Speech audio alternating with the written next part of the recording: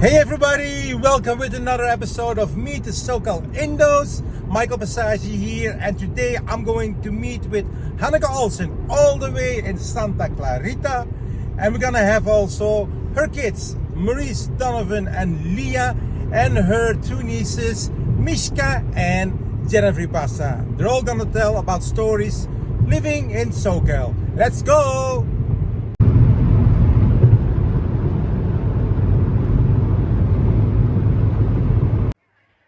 Look at this. Welcome to Omas and Opas. Admission, one hug. Family and friends, welcome. Okay, look who's there. This is Lia. Hey. Come on in. Thank you. That's Hanneke over there. How are you? Good. There you go. How are you? Good. Look at this. That's Lainey. That's Donovan. Hello. Hey. That's Jen. Mishka. How are you? Hi, I'm Hanneke, Monota Porterfield, married to my wonderful husband Scott Olson, and these my kids. Michael already introduced them. I was actually born in Jakarta in 1955. So many years old. Too late. Here are my siblings. This is my oldest sister Curly, my brother Peter, my brother Hans, my sister Mario Lang, who is Jennifer's mother, my sister Felicitas, my brother Dick, and that was me. Still is. There's something about your older sister. That's Yeah. very interesting, the story you told me, but now you should tell the Right. other ones. Well, I wanted to say that some of us were born during the revolutionary time, and that's my oldest sister Curly and my brother Peter. So The Bersiap time, right? The Bersiap time. They were, so their birth certificates would say Surabaya, Soerabaja, the old spelling, Netherlands, East Indies. And the rest of the older kids were also born in Surabaya, but their birth certificates would say Surabaya. So but they weren't born in two different locations, but during two different political eras. Yeah, I would say that. Myself and my youngest brother were born in Jakarta. But this is my mom, Wilhelmina, Pap, and my oldest sister Curly. She was born in June 1946, and she's actually the child of a Japanese soldier.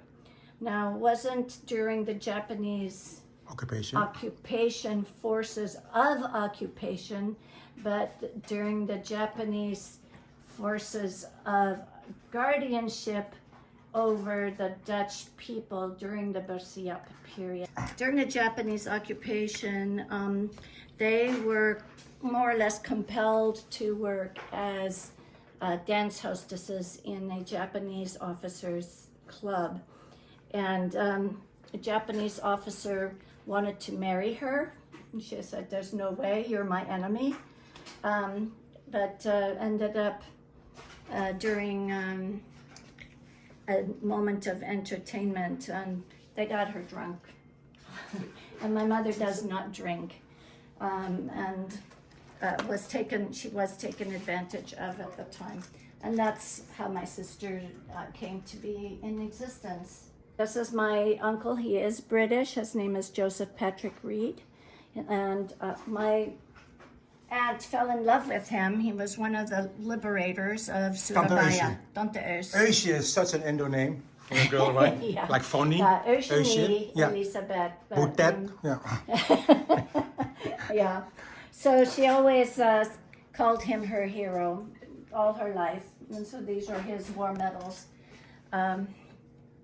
from his military service. What about Dad? My dad.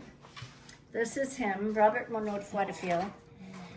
He was born in Sumatra, but then at the age of 5, he went to the Netherlands to have a proper education, proper European education, because his mother was a Javanese woman, and his father was an assistant resident, which was co-governance with the sultanates during the colonial times. So he was being raised by his grandparents in the Netherlands and lived there for all of his youth, would come to Indonesia because on vacations, school vacations, because his parents were still in civil service in Indonesia as assistant resident, and my grandmother as working for the Red Cross over there. But while he was in the Netherlands, and while my opa, his father, was also in the Netherlands, is when the Germans invaded the Netherlands, and my grandfather was taken prisoner as a political prisoner, gijzelaar. Yep. And he was in Buchenwald, Theresienstadt, several different ones, and I actually have photographs of him from that time, which I'm sure Simon Wiesenthal Center might want to see those photographs. But with regards to my father, because he is very dark-complected Indo, and he was an able-bodied teenager, he would have been picked up by the Germans for forced youth labor.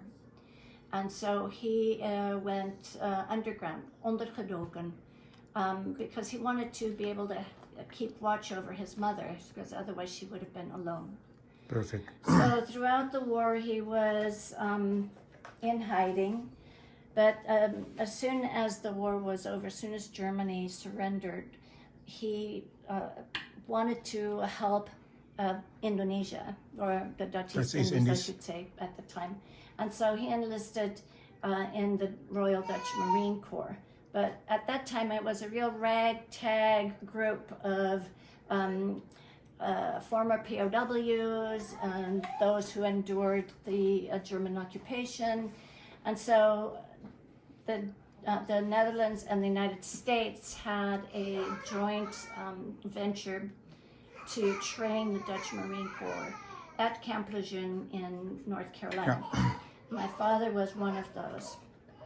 A unique story is that the USMC was still segregated at that time. And there were enough dark-complected Indo-Dutch Marines to result in an hoop knokken during that time. So they actually ended up having to not segregate the Dutch themselves, but to separate the whole Dutch Marine Corps away from the USMC and place them with the Black Marines, billeted them in their camp. And that's how they came to be at Camp Davis and at Montfort Point. So this was during the Bersiap, right? Yes. Okay. Tell me a story. You told me earlier today a story about you guys almost were captured by the Bermudas, the nationalists, and that was my mother, because I was not born yet. But we had. Tell first to the people who don't know what the Bersiap is, what happened to us Indos, Dutch, but also what did not happen and what saved your life, basically. Yes. Well, actually, a lot of the Dutch Indonesians, especially the darker complected ones, ended up as buitenkampers, rather than having been inside the camps with the Totok Dutch people. And so when the Japanese were capitulated, that's when Sukarno made the decision to declare independence. And there were a lot of Bermudas who came around with their bamboo spears and did a lot of traumatic injuries and murders. One of my mom's uncles was beheaded during one of those raids. My aunt's neighbors across the street were both the father, but also the mother and the children were also murdered. My mother was actually surrounded by a gang, and she was very frightened and thought that she was definitely going to be killed. But then she heard a voice in the group that said, "Leave her alone."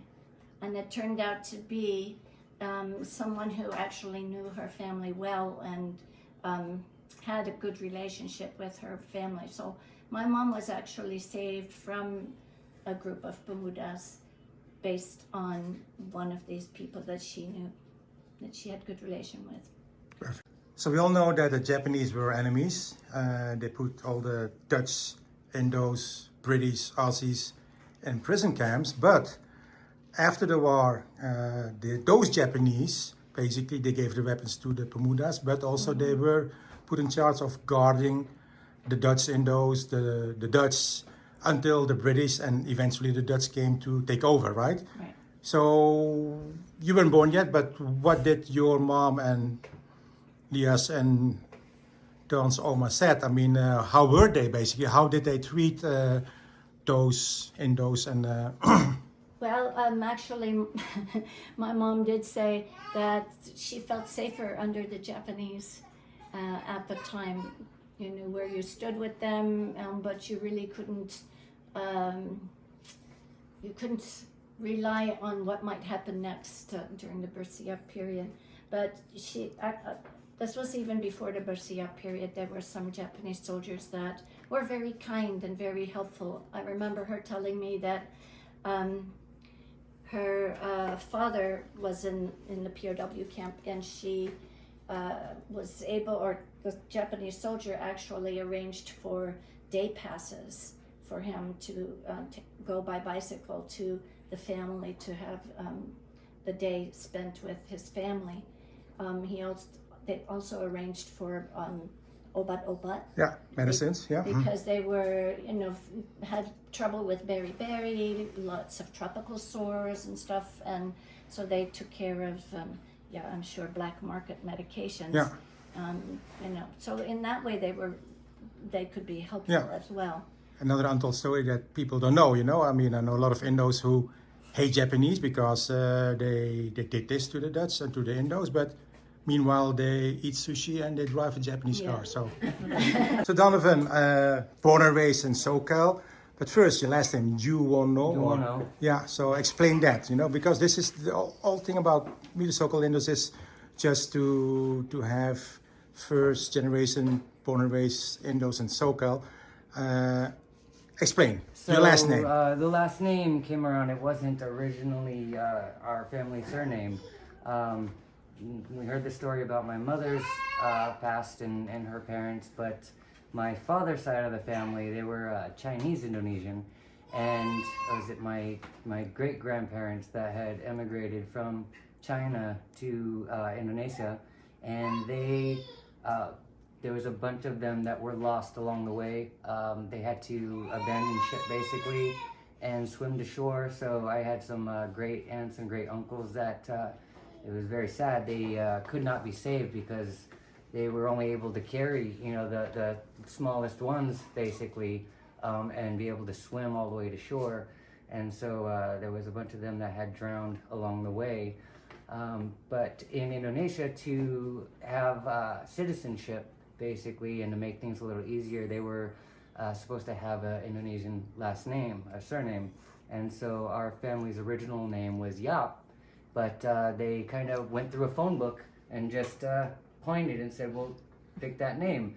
Luckily, that name turned out to be a pretty well-known name of some wealthy families, traditionally wealthy families in Indonesia, and that definitely helped a lot with along the years when they started business. My grandfather was a pharmacist and originally first opened his pharmacy they were renting a little 1 or 2 car garage, and they were living in the garage there, and that's where he started his apothecary first.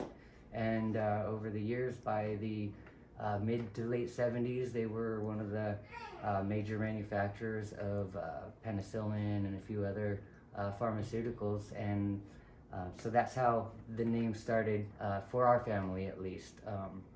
And I always found it kind of strange growing up in SoCal and not really understanding the tensions between a lot of the Chinese and Indonesian, because I'm like, wait, I'm Chinese Indonesian. I don't understand what the problem is here. And then as I was getting older and traveling to Indonesia during the summers every year when we were out from school, and seeing how many of the wealthy businessmen were all the Chinese, and the Indonesians were always the workers, the farmers, and so they were always fighting, and I just never understood it. But over the years, I grew to have that understanding, and I started to really watch my grandparents in business, because I started hearing from a lot of people like, oh, it's not right to run this business in Indonesia with the cheap labor and things like that. And so I started to really pay attention. And for me, and I'm not just saying it because they were my grandparents, but I found over the years that they treated all of their employees very well. Many of them they actually sent to school and paid for their schooling, or sent their workers' children to school, to private schools and things like that, and would hold after school trainings for the employees if they wanted to learn new skills. My grandmother owned a textile factory, and my grandfather still had the pharmaceutical manufacturing, and so they were always willing to help their employees gain more schooling and more knowledge in the industry and things like that, so that they can eventually be able to move up in the company. And they never had any problems when somebody grew enough in the company to want to move on. And the more they cycled through employees like that, the better, because it was really helping the economy. And because of that, that relationship, I think there was a lot of, it eased a lot of the tensions, I think, with the racism back and forth, and having a really good relationship with the Indonesians and the Chinese and stuff. So that was a pretty interesting time growing up and learning all of that and experiencing it myself every time we were out there. Thank you. So you are welcome. For my chocolate stuff. You should draw her. Oh. You have the girls, That's so one of my first favorite pictures. Lia, then cousin Jen, and cousin Mishka. Yes. For the two of you, basically, Mishka, you went to school first in Jakarta, but then also I in went the to US. college in the U.S. Yeah. and had a- yeah. So you got three different ladies over here. How is it, or how was it growing up? I mean, Donovan already told who he was or what he had experienced, but for you guys in high school, what would guys or in general people think? What was your background? I mean, I always Filipino. Once in a while Latina, sometimes Hawaiian, but I think Filipino's the number one. What about you, For Jen? me. I got Hawaiian a lot, A lot. mostly. Now you said Hawaiian. Okay, what is this? Indo's country music and Hawaiian dances. Did one of you practice Hawaiian dance, or I mean, it's always Hawaiian, Pacific Islander. Were you guys involved with growing up with Hawaiian dances? Not me. Well, I did like Hawaiian dancing and Tahitian dancing actually not that long ago. So I have to go back to your mom. So we forgot one famous thing, the sauce. Yes. Okay. Yes. So did you bring all your kids to the sauce? Oh yes, absolutely. The sauce was a big deal. In fact, if you come follow me a second. No, you're 10. I know. Yeah, Yeah. This is a very famous picture of the sauce. it is a very famous picture of the sauce, and you can see me right here. And then there's where is Oom René Kruisberg and Here is Mevrouw Kreutzberg. Here's Oh, my that's dad next to her. Mevrouw Him. Kruisberg. That's the sister from Joop Ave. Joop Ave Yes. was an Indo, very successful, became a minister of tourism under Suharto. So very important for those people who think that Indos had a bad time in it. No, because he was a very famous and very important person. And then Mr. Robinson, the most important, Charlie Robinson. But yeah, I know that picture. Yeah. Anyway, so this was in Pasadena, which is where we got our very first start, and we were there a few years. Then we moved to the International Institute in Los Angeles, and after that we moved to St. Andrew's Church in, was it Duarte? Yeah. I'm not sure if it was in Duarte. So, But it was such a huge part of our growing up for me. It was our parents. My father was actually one of the vicevoorzitters from the very beginning. And it really helped us kids to develop an identity. how was so? You came here in the early 50s? No, Early 60s? early 60s, 1962. We went to, we left Indonesia in January of 58, and that was the very, very forced migration. Yeah. And we left on the Waterman. There were probably 1,000 immigrants on a boat that was supposed to carry 500, 400, 600, something like that. My brothers and my dad were in hammocks slung in the hold of the ship. My sisters had to sleep on deck in deck chairs. My mom and my little brother and I got to go in a cabin because we were so small, and it was shared with another woman and her small children. Yeah. How long did you guys live in the Netherlands before moving to America the Beautiful? So my mom pretty much started a letter writing campaign from the get-go. She may have been born in Holland, but she was an island girl at heart, and she could not stand the cold weather in Koude Kikkerland. Yeah. And she also was forced with two families in a small little space in a pension. We were in contract pension on the Heemraadsingelaan in Rotterdam. Rotterdam Zuid. And we were a family of 9, and we were in 2 rooms. The front room was the kitchen, living room, dining room, and my parents' and my little brother's bedroom. And then the second room was my mom and dad had just made one giant mattress that filled the entire room, so all the rest of the 6 kids could all sleep on one mattress communally. There was one bathroom for that floor, and then there was a toilet, WC. Yeah. And then the kamar mandi bedroom, was on the floor below us, and that had to service the families on two floors of the contract pension. Yeah. We were there for probably a year and a half, close to 2 years before we got our flat in Utrecht. Okay. And we left Utrecht in 1962. Because of the Pastor Walter Act. Yeah. Yeah. And straight to Southern California. We were. Our titles were changed from repatrianten to refugees, and that's how we got to allowed to go to Sarah. Okay. Yeah. Perfect. Lia, so growing up as an Indo girl in beautiful SoCal, what did you study? What was your dream to become after high school and then college? Tell me more about that. I didn't have a dream. But you followed the footstep of your mom, right? No, actually I did.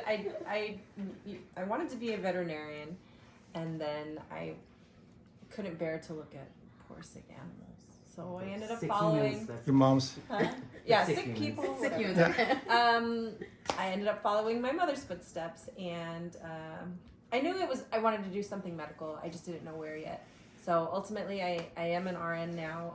Previously working in the ER, but now I'm a gastroenterology department, And it's Colon Cancer Awareness Month, so please go get your I'll do it. colonoscopies. I will bend over Are you and do due? it. Yeah, I'm gonna. Okay. I got this letter. I'm Yeah. not going to be there, but please go get yourself checked out. I It's will, for very sure. important.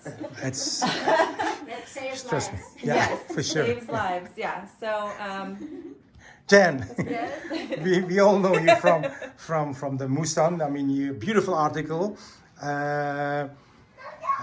Tell me more about you and your family, because your mom is a sister from Hanneke. And your dad, of course, also. He's also well known in the Indo community. So, I don't know what to say. where did you get that gift of making a beautiful, I call it art? My dad, I guess. My dad. Is he, yeah? Yeah, I guess it would be my dad. May I say something Yeah, of course, about that? Okay. So we talked about the sows before. Yes. And one of the things that we did oftentimes was Tell the people what the SOS stand for, Oh. because a lot of people... actually it was started by Charlie Robinson and a few like-minded other Dutch Indonesian families. And it was, the original name was Indo Community Center de SOS. yeah. But it ended up being called the SOS for short. Started in 1963. And we met every month. The adults would do their business dealings and the children would go out and play. Great. And they always had Indies eten potlucks. Yeah. And they would have activities for the children that would these children and actually for those my age growing up as well. And we put on plays and we put on shows, and cabaret, kindercabaret Yeah. was often done. In fact, this was one of the scripts, yeah. the scripts Yeah. from one of the kindercabarets we did. But Rene, her father, and René Ripasa, yeah, René yeah. Ripasa, he showed all his talents by doing all the set designs and painting all of the Decoration and everything, yeah. you know, whatever show it was. Oftentimes it was a children's fairy tale that was tweaked Yeah. for with the Indo twist. We did a tweak of West Side Story called Indo Goes West, and that was kind of fun. It was de geuzen tegen her father played the Clark Gable van Kramat Yeah. in that show. But yeah, he was really such a fine artist and set designer. It was amazing, his artwork. So basically, she got it from her dad. I'm guessing. I got it from my dad. Because it didn't really come from my side of the family. It didn't come from my mom. No. So, sorry, Santa Mari. so you didn't do any art in your high school or college, whatever? That's all Not at all. I did. That's all I've done my whole life is art.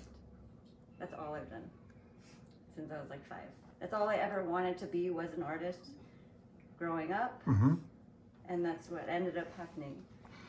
Tell the people who didn't read your article in Musan, so basically, what are you doing with your husband? So I know, but I want you to tell them over here. I am a street painter. So I'm like on the ground for hours and hours and hours at a time for a couple days chalking. We use chalk and we make giant murals, and then they get washed away or rained on and they're gone. Oh yeah, and my husband's colorblind, but he does a really good job helping me. For real? Yeah. I did not know that. How? I tell everybody that. But he's really good. Yeah, that's I right. just have to give him the colors first. Okay. Where can people find you? So promote yourself. There's, of course, website. So, Instagram? Where? Oh, Instagram. If you just put my name into Google, you'll find me. Your name is? Jeniffer Ripasa. Jeniffer Ripasa, okay. And your website address is jenniferripasa.com, right? Yes. It's under construction right now. Under construction, okay, good. So they But, washed it so later. Instagram is best. Indofire, right? Yeah. At Indofire, that is Jennifer Ripasa. And I like your Instagram name, Cutie bunny, no? QTHUNNI. I think there's an underscore. Yeah. QT underscore the Honey. letters Q and T underscore HUNNI. Honey, that's why, not So bunny. Yeah, complicated. cutie, honey, yeah. I have nothing to promote, it's just my family. That's good. It's all about that. Yes. Perfect. Thank you. So, Maurice, tell me something about your childhood growing up in SoCal. How was it? Did you have a lot of Indo friends at school? I didn't really have much. Our family moved to Santa Clarita area, and back then it was much less diverse. So I definitely felt that difference, that somewhat of an outsider growing up as a child. I mean, it wasn't heavy like racism, but you definitely felt like the way you were approached. There was even a kid when I was riding the school bus that because I had the darker skin. In my case, I have the Chinese background, so I have the slanted eyes. It was tough. It was tough, trying to find your place in the world, especially during that age when it's already difficult, to be included in those peer groups and whatnot. So yeah. That was my next question. Did you deal with discrimination and racism? Like I grew up in a small town village in Belgium in the 70s. I was like you said, I was the only colored child. Yeah. So I was curious because LA, Santa Clarita, back in the days. I mean, it's bigger. So did you have to deal with this, or did you feel that white kids were more privileged than you when it came to some activities? Yeah, I felt that that there was that barrier, that boundary that you're trying to get past, so you can be treated just like everyone else. I mean, a few times in my life, I even mentioned, to my mother, like, oh, why was I born with this darker skin? Why couldn't I be white like all the other kids around this area? And it was, I just felt like an outsider in a sense. What about you, Donovan? hard. Did you have the same experience like your brother, older brother? Discrimination, racism, like nowadays the topic is #racism or you name it. A little bit in elementary school, because growing up in the town we did, it was mostly a white neighborhood.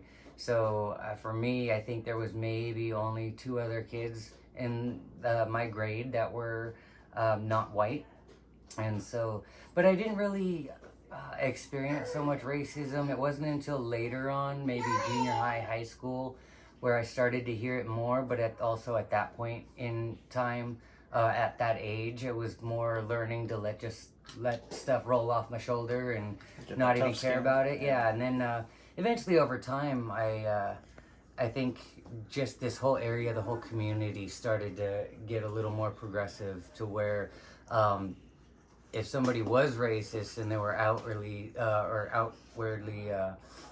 speaking about it or exhibiting it, then the community would then actually come together and tell them, or at least they'd be scared, like, oh, I better keep that inside around this area.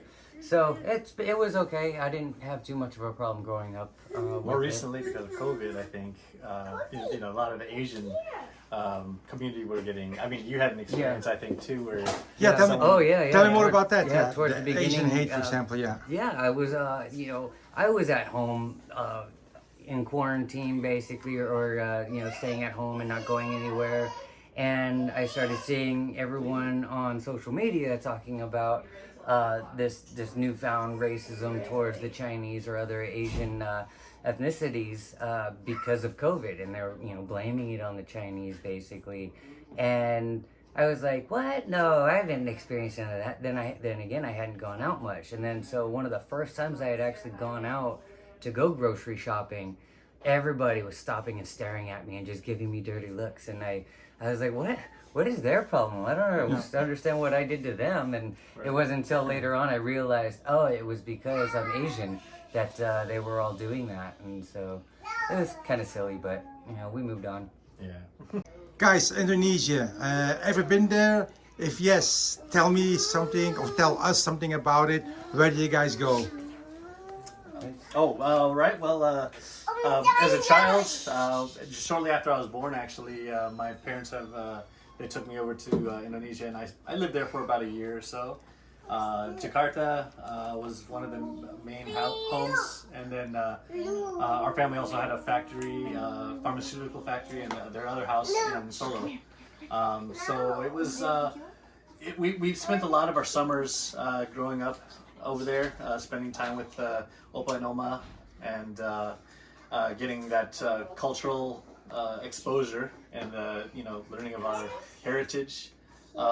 So it was definitely a great experience. Getting time to spend over there, and as we grew older, we didn't have as many visits quite so often. But if, when we get that opportunity, it's definitely great to like a walk down memory lane. Really, seeing how much it's grown. There's so many more buildings now. It's just shopping malls exploding up around and traffic everywhere. Yeah. What about you, Lia? What was the question? Ever been to Indonesia? Where did you go? Oh, Can you see yourself living there basically with the 2 kids? so no. No. Okay. I did live there so I went, when we were younger. Oh, you had an opportunity to stay after I did. high school I graduation. did go a couple times without them on my own, or maybe it was just without. I think it went once with you and once with you, or something like that. yeah. Anyway, and then I did live there for a year and a half. Solo, Jakarta? In Solo, So, stayed with my Oma and my dad. I was supposed to be working in the factory. It didn't work out. I ended up working for EF, or English First, as English as a second language teacher, which was fun. I don't see myself living there again, especially with the 2 kids, just because I think I have too many home comforts here. Yeah. I know that sounds so silly, But over there too, right? but I mean, you definitely love visiting, so perfect. I Good. can go back and forth. Got it. I mean, we always love Bali. I mean, Yeah, I think we pretty much summered there every year until I was probably right towards the beginning of my teens. You guys been there, all 3 of you together at the same time, or Yeah. always? Well, When Okay. we were- for the most part, when we were younger. Yeah, when we were younger, we spent all of our summers there pretty much. And Oma has basically like a timeshare there too. So if we were to go there now, we can just stay in the apartment, and Oh yeah. Go to Bali. which is Yeah. like it's right on the beach. Growing up in SoCal, did your parents raise you in English, Dutch, Bahasa? Like, for example, the Latin community, their always second language is still Spanish. What about you guys?